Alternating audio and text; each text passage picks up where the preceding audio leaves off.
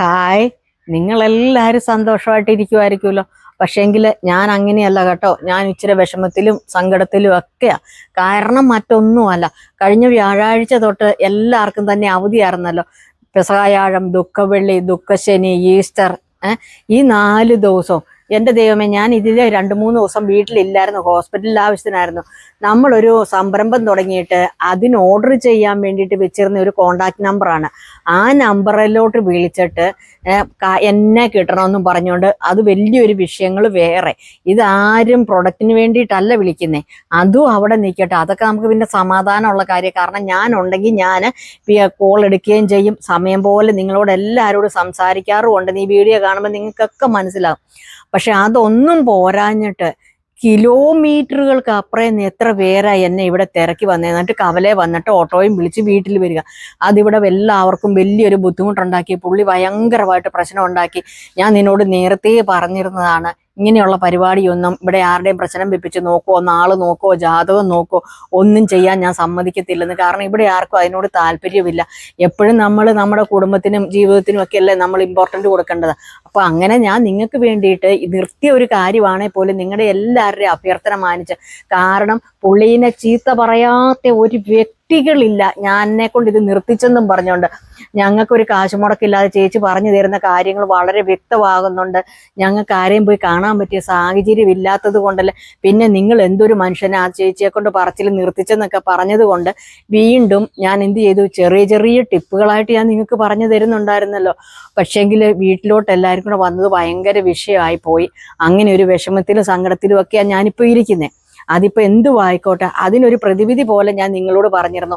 ഞാൻ ഇങ്ങനെയുള്ള കാര്യങ്ങളൊന്നും ചെയ്യുന്നില്ല, ചേട്ടായിയാണ് ഇതൊക്കെ കൈകാര്യം ചെയ്യുന്നത്. ഇപ്പം ചേട്ടായിയെ കാണുക എന്ന് പറഞ്ഞ് നിങ്ങൾ നിർബന്ധം പിടിച്ചിട്ടുണ്ടെങ്കിലും ഞാൻ പറഞ്ഞിരുന്നു, ചേട്ടായിക്ക് 2 പ്രാവശ്യം ഇപ്പോൾ അറ്റാക്ക് വന്നായിരുന്നു. പിന്നെ ഈ കഴിഞ്ഞ ദിവസം നല്ല രീതിയിൽ ഒരു വയ്യാഴി വന്നിട്ട് ഇപ്പം ബൈപ്പാസ് സർജറി ഒക്കെ കഴിഞ്ഞിട്ടിരിക്കുവാണ്. അപ്പം പുള്ളീനെ പോയി കാണാനോ പുള്ളിയായിട്ട് സംസാരിക്കാനോ ഒന്നും ഭാര്യയും മക്കളും ഒന്നും സമ്മതിക്കത്തുമില്ല. അപ്പം നിങ്ങൾക്ക് വേണ്ട ഒരു കാര്യം ഇതൊക്കെ ഉണ്ടെങ്കിൽ ഞാൻ നേരിട്ട് കണ്ട് സംസാരിച്ച് പ്രശ്നം പരിഹരിക്കാന്ന് പറഞ്ഞിട്ട് നിങ്ങൾക്ക് സമ്മതമല്ല.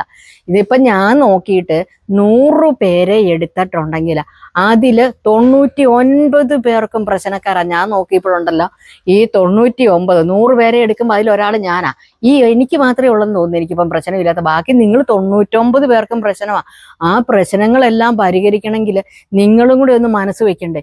ചിലര് പറയുന്നത് ഭർത്താവും മകനും കുടിയോട് കൂടി, പുകവലിയോട് പുകവലി, പണിയാൻ പോണത് മുഴുവൻ കുടിച്ചു തീർക്കാനാ. ഈ കുടിയും കഴിഞ്ഞ് വീട് പോലും ഏതെന്നറിയത്തില്ലാത്ത വല്ലവൻ്റെയും വീട്ടിൽ പോയി കയറിയിട്ട് അവിടെ ഇട്ട് ഇടിയായി തൊഴിയായി പോലീസ് കേസായെന്ന് പറഞ്ഞു. എൻ്റെ പൊന്നു ദൈവമേ. അപ്പൊ ഈ കുടി നിർത്താനായിട്ടുള്ള പല ടിപ്പുകളും ഞാൻ പറഞ്ഞു തന്നതിൽ പോലെ കുറേ പേര് അതൊക്കെ ചെയ്തേച്ചിട്ട് കൂടി ഒരുപാട് പേർക്ക് മാറി. ഇത് പറഞ്ഞു തരുന്ന കാര്യങ്ങളൊന്നും നിങ്ങൾക്ക് കഷ്ടപ്പെടാൻ കഴിയത്തില്ല. പറയുന്ന രീതിയിൽ ആരും ചെയ്യത്തുമില്ല. അങ്ങനെ ചെയ്താൽ മാറുമോ, ഇങ്ങനെ ചെയ്താൽ മാറുമോ എന്നൊക്കെ ചോദിച്ചോണ്ട് വരും. അതുപോലെ തന്നെ പല രോഗാവസ്ഥയിലും ഉള്ളവരുണ്ട്. അപ്പൊ അവർക്ക് വേണ്ടിയിട്ട് ഞാൻ പറഞ്ഞിരുന്ന സിമ്പിള് കാര്യമാണ് ഞാൻ പറഞ്ഞു തന്നത്. അതൊന്നും കാണാൻ കഴിയല്ല. എന്നിട്ട് എന്ത് ചെയ്യും, ഇങ്ങനെ ഓടിച്ചോടിച്ചോടിച്ചോടിച്ചോടിച്ചോടും. എന്നുവെച്ചാൽ എവിടെയാ പീഡനം നടന്നത്, അല്ലെങ്കിൽ എവിടെയാ കൊലപാതകം നടന്നത്, അത് അങ്ങനെയുള്ള കാര്യങ്ങൾ കാണാനായിട്ടാണ് ആൾക്കാർക്ക് ഇൻട്രസ്റ്റ്. നമ്മളൊരു കാര്യം പറഞ്ഞു തരുമ്പോൾ അതിന്റെ ഹെഡിങ് മാത്രം നോക്കിയിട്ട് ചേച്ചി അത് പറഞ്ഞത് എന്താ, ഞങ്ങൾക്ക് മനസ്സിലായില്ലല്ലോ എന്ന് പറയും. അതുപോലെ തന്നെ ഞാൻ ഒരുപാട് ആൾക്കാരോട് പറഞ്ഞു, നിങ്ങൾ എൻ്റെ ഈ സംരംഭത്തിന് വേണ്ടിയിട്ട് നമ്മൾ വെച്ചേക്കുന്ന കോണ്ടാക്ട് നമ്പർ, അതിൻ്റെ അകത്തോട്ട് നിങ്ങളൊരു കാര്യം ചെയ്യണം, എന്നെ കിട്ടണമെന്നും പറഞ്ഞ് നിങ്ങൾ വിളിക്കുന്നതിന് ഞാനൊന്നും പറയുന്നില്ല. പക്ഷേങ്കിൽ നമ്മൾ ഈ വീഡിയോ ഇടുമ്പോഴത്തേനും ആ സംരംഭത്തിന് വേണ്ടിയിട്ട് വെച്ചേക്കുന്ന നമ്പറിലോട്ട് വിളിച്ച് ഐറ്റംസ് എന്തൊക്കെ ഉണ്ടെന്നും അതിൻ്റെ വില തിരക്കാതെയും ഞങ്ങൾക്ക് ഇന്നത് വേണമെന്ന് പറയാതെയും വന്നിച്ചിട്ട് എന്ത് ചെയ്യും, ഈ വീഡിയോയ്ക്കകത്തോട്ട് വന്നിച്ചിട്ട് കമൻറ്റ് ഇടുക. ചേച്ചി ഓയിലിന് എത്രയാണ്, അല്ലെങ്കിൽ ഇടിയിറച്ചിക്ക് എത്രയാണ്, അതൊന്ന് പ്രൈസ് പറയാമോ. അതിൻ്റെ അകത്തോട്ട് നമുക്ക് തുറക്കാൻ വയ്യ. നമ്മൾ എത്ര പേരോട് അതിൻ്റെ അകത്തൂടെ മറുപടി പറയുന്നത്. അപ്പം ഇത് പരസ്യം ഇടുന്നത് കൊണ്ട് 3-4 ചാനലിൽ നമ്മൾ പരസ്യം ഇടുന്നുണ്ട്. അപ്പം ഇതിൻ്റെ അകത്തെല്ലാം നമുക്ക് പറയാൻ പറ്റത്തില്ലോ. അതുകൊണ്ട് വീണ്ടും ഞാൻ പറയുകയാണ്, ഇന്നിതേ വീണ്ടും ഈ പിന്നെ പ്രൊഡക്റ്റിന് വേണ്ടിയിട്ടുള്ള നമ്പർ ഇവിടെ നമ്മൾ പിൻ ചെയ്തേക്കും. ആ നമ്പറിലോട്ട് വേണം നിങ്ങൾ വാട്സപ്പിൽ മെസ്സേജ് അയക്കാനോ നിങ്ങൾ നേരിട്ട് കോണ്ടാക്ട് ചെയ്യാനോ കേട്ടോ. അപ്പോൾ ഇത് ആരും ഒരു പിണക്കമായിട്ടൊന്നും വിചാരിക്കരുത് കേട്ടോ.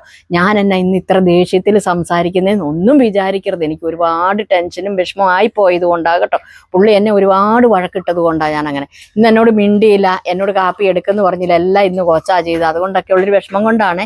അത് ഞാൻ നിങ്ങളുടെ അടുത്ത് കാണിച്ചതൊന്നും അല്ല കേട്ടോ. എൻ്റെ ഒരു വിഷമം ഞാൻ ഇങ്ങനെ പറഞ്ഞതാണ്. പിന്നെ ഇന്നിപ്പം ഞാൻ പറഞ്ഞൊരു കാര്യം സിമ്പിളായിട്ട് പറഞ്ഞുതരാം. ഒരുപാട് പേരുടെ പരാതിയാണ്, ചേച്ചി കുടി നിർത്താണ്ട് എത്രയെല്ലാം പറഞ്ഞാലും നിങ്ങൾക്ക് മനസ്സിലാകത്തില്ല. ഈ ഒരു കാര്യം നിങ്ങൾ ചെയ്തിരിക്കണം മസ്റ്റായിട്ടും. ഒരു വീട്ടിൽ നിന്നാണ് ഒരു പുള്ളിക്കാരി വിളിച്ചിട്ട് ഞങ്ങളുടെ ചേട്ടത്തിയനീത്തിമാരുടെ ഭർത്താക്കന്മാരും എല്ലാം കുടിയന്മാരാ എന്ന് വെച്ചിട്ട് പെണ്ണുമ്പിള്ളമാരെ എടുത്തിട്ടിടിച്ച് പഞ്ഞിക്കിട്ടിടുന്നു. അവർ കേസ് കൊടുത്തു. അന്നേരം 2 ദിവസം വീണ്ടും ഇത് തന്നെ. അതുപോലെ ആങ്ങള കൂടിയ അളിയന്മാർ കൂടിയ അപ്പം കൂടി ഇത് കൂട്ടത്തിൽ ഞങ്ങളും കൂട്ടക്കൂടി എന്നാണ് പറയുന്നത്. അപ്പം അതിനെല്ലാം കൂടെ ഞാനൊരു പരിഹാരം പറയാം സിമ്പിളായിട്ട്. അത് യാതൊരു വക സൈഡ് എഫക്റ്റോ ശരീരത്തിന് ദോഷമോ ഉള്ള ഒരു കാര്യമല്ല. പിന്നെ ഒരു കാര്യം ഞാൻ പറഞ്ഞു തരാം. നമ്മുടെ കൊല്ലം തുളസി വരെ ചെയ്ത ഒരു കാര്യമാണ്. തിരുവനന്തപുരത്ത് ആ ഒരു പഞ്ചായത്തിൽ ഏകദേശം ആൾക്കാർ മുഴുവൻ ചെയ്യുന്നുണ്ട്. ഇപ്പം ആൾക്കാർ അറിഞ്ഞ നാണക്കേടാണല്ലോ എന്നോർത്തോണ്ട് ഇത് പുറത്ത് പറയാതെ ചെയ്യുന്ന ഇഷ്ടം പോലെ ആൾക്കാരുണ്ട്. എൻ്റെ ഈ വീഡിയോ കണ്ടിട്ട് ഇത് ചെയ്തിട്ട് കമൻറ്റ് ഇടാഞ്ഞിട്ട് എന്നെ ബുദ്ധിമുട്ടായതുകൊണ്ടാകട്ടെ കമൻറ്റ് ഇടാഞ്ഞെന്നും പറഞ്ഞുകൊണ്ട് വരെ എനിക്ക് പേഴ്സണലായിട്ട് ഈ നമ്പർ ഇത് അയച്ചവരും ഉണ്ട്. അതെന്താന്ന് ചോദിച്ചാൽ വേറെ ഒന്നുമല്ല, യൂറിൻ തെറാപ്പിയുടെ കാര്യം പറഞ്ഞത് എന്ന് പറഞ്ഞു കണക്ക് തന്നെയാണ് ഇപ്പം ഈ കാര്യം പറഞ്ഞു തരാൻ പോണേ. നിങ്ങൾ എന്ത് ചെയ്യണമെന്നറിയാമോ? വെളുപ്പിനെ ഒരു 3 മണിക്ക് മുമ്പ് ഒഴിക്കുന്ന യൂറിൻ എടുക്കരുത്. അതായത് 3 മണിക്ക് ശേഷം നിങ്ങൾ എടുക്കുന്ന യൂറിൻ നിങ്ങൾ ആരുടെ വേണേലും നിങ്ങൾക്ക് എടുക്കാം. 3 മണി വരെ ഉള്ളത് എടുക്കണ്ട. കാരണം ഇത് രാവിലെ നമ്മൾ വെറുമ്പേറ്റി കൊടുക്കുമ്പോഴത്തേന് ഇതിന് നാറ്റമൊക്കെ വെക്കും.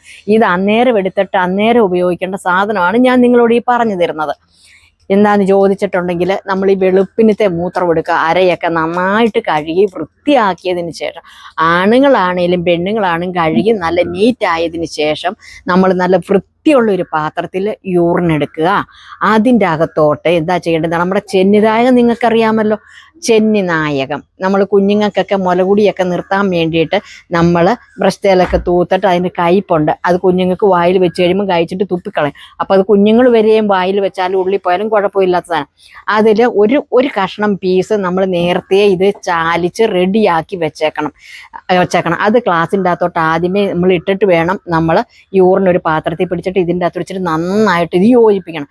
ആ കൂട്ടത്തിൽ നിങ്ങൾ അങ്ങാടിപ്പെട്ടിന്ന് തലേ ദിവസമേ മേടിക്കണം ഇരട്ടി മധുരം എന്ന് പറഞ്ഞൊരു സാധനമുണ്ട്. ഒരു ചെറിയൊരു കമ്പ് പോലെ വായിലിട്ടാൽ നല്ല മധുരം അതിന്.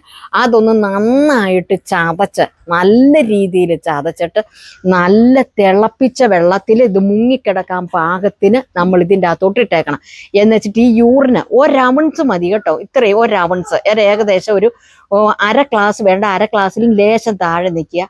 അതിൻ്റെ അകത്തോട്ട് ചെന്നിനായം നമ്മൾ ആദ്യമേ കലക്കി അതിൻ്റെ അകത്തോട്ട് നമ്മൾ തലേ ദിവസം ചൂടുവെള്ളത്തിൽ ഇടിച്ച് ചതച്ചിട്ടേക്കുന്ന നമ്മുടെ ഇരട്ടി മധുരം കൂടെ ഇട്ട് മിക്സ് ചെയ്ത് ഇളക്കുക. ഈ വെള്ളം ഏത് വ്യക്തിയാണോ നമ്മൾ മദ്യം കുടിക്കുന്നത് ആ മദ്യം ഈ പുള്ളീനെ കൊണ്ട് ഇത് കുടിപ്പിക്കുക. വയറ്റിലെ പുകയും കറയും ശ്വാസകോശത്തിലും എല്ലാം മാറിക്കൊള്ളും. അത് കഴിഞ്ഞിട്ട് എന്ത് ചെയ്യണം? ഈ ഇരട്ടി മധുരം വായിലിട്ട് ആ പുള്ളിയോട് ചവച്ച് ഇരുന്നണം. പുക വലിക്കണം എന്നുള്ള ആ ടെൻഡൻസിയും മദ്യം കഴിക്കണം എന്നുള്ള ടെൻഡൻസിയും 100-ൽ 150% ഇത് മാറിയിരിക്കും. ഞാനിത് പറഞ്ഞു തരണ്ടെന്ന് വിചാരിച്ചിരുന്ന ഒരു കാര്യമാണ്. അതിപ്പം ഞാൻ നിങ്ങളുടെ അടുക്കൽ പറയുന്നു. കാരണം മദ്യം കഴിക്കുന്ന ഒരു പരാതി കൊണ്ട് മടുത്തട്ട് പറഞ്ഞു തരുന്നതാ കേട്ടോ. അപ്പം നിങ്ങളെല്ലാവരും ഇതൊന്ന് പരീക്ഷിച്ച് നോക്കുക. അറപ്പോ ഇതൊന്നും വിചാരിക്കേണ്ടാന്നേ. അപ്പം നമുക്ക് വീണ്ടും എന്തെങ്കിലും നിങ്ങൾക്ക് സംശയം ഉണ്ടെങ്കിൽ കമന്റ് ബോക്സിൽ വന്ന് കമന്റ് ചെയ്യാൻ മറക്കല്ല. അടുത്ത വീഡിയോയിൽ വീണ്ടും കാണാം. Tata bye bye. ഓക്കെ.